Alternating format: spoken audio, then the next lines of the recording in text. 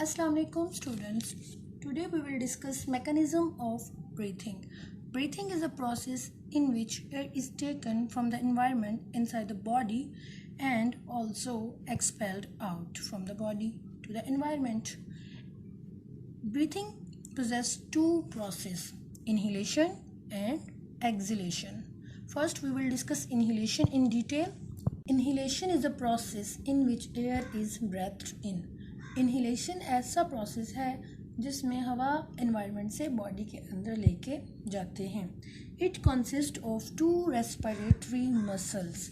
इसमें दो respiratory muscles होते हैं. The first is diaphragm and the second is intercostal muscles. Diaphragm क्या होता है? Diaphragm is a domed shaped structure. This is called diaphragm. ये डोम शेप स्ट्रक्चर हमारे पास मौजूद होती है.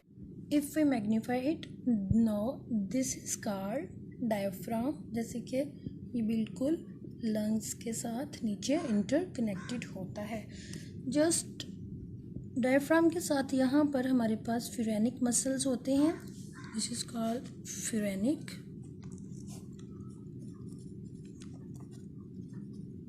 मसल्स. ऑल्सो हम इनको रेडियल मसल्स भी कह सकते हैं. ये डायफ्राम के साथ कनेक्टेड होते हैं. These are called intercostal muscles. These are present between the ribs. There are present 12 rib pairs in our body and between the ribs there are present intercostal muscles. तो इन 12 रिब्स के दरमियान 11 intercostal muscles जो हैं वो present होंगे. Muscles क्यों ज़रूरी होते हैं रेस्पिरेटरी सिस्टम के लिए?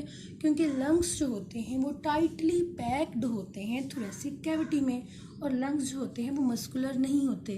तो इस वजह से रेस्पिरेशन करवाने के लिए हमारे पास मसल्स का होना ज़रूरी है. तो वो डायफ्राम एंड इंटरकोस्टल मसल्स हमारे पास प्रेजेंट होते हैं.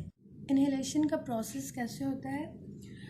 सबसे पहले फ्रेनिक मसल्स जो होते हैं वो कॉन्ट्रैक्ट करते हैं. फ्रेनिक मसल कॉन्ट्रैक्ट करने से डायफ्राम भी फ्लैट हो जाता है. हमने पढ़ा है कि डायफ्राम डोम्ड शेप्ड होता है, इस तरह से कर्व्ड होता है. तो फ्लैट, जब वो डायफ्राम फ्लैट हो जाता है तो उससे volume of thoracic cavity also increases. Thoracic cavity का वॉल्यूम भी इंक्रीज हो जाता है. Also intercostal muscles contract. Intercostal muscles के कॉन्ट्रैक्ट होने से भी थोरेसिक कैविटी का वॉल्यूम इंक्रीज हो जाता है. When volume increases pressure decreases.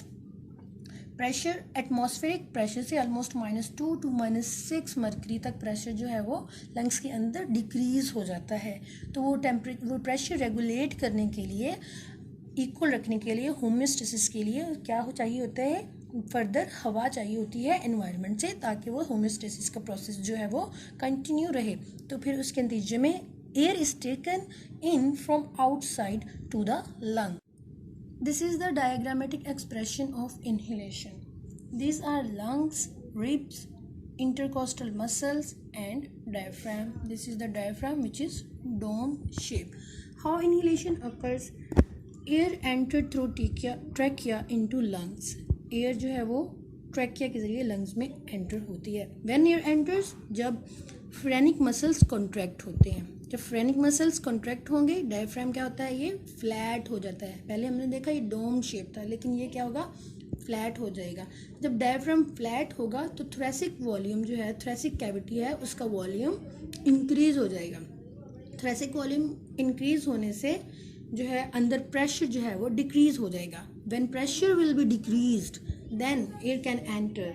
क्योंकि जब लंग्स के अंदर प्रेशर डिक्रीज हो जाएगा तो वो मेंटेन करने के लिए प्रेशर को हवा बाहर से अंदर लानी पड़ेगी, और उसके लिए हमारे पास स्पेस भी बन जाएगी.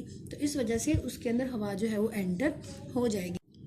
Air enters through the nose into the nasal cavity, then nasal cavity to the pharynx and then to the larynx and then to the trachea.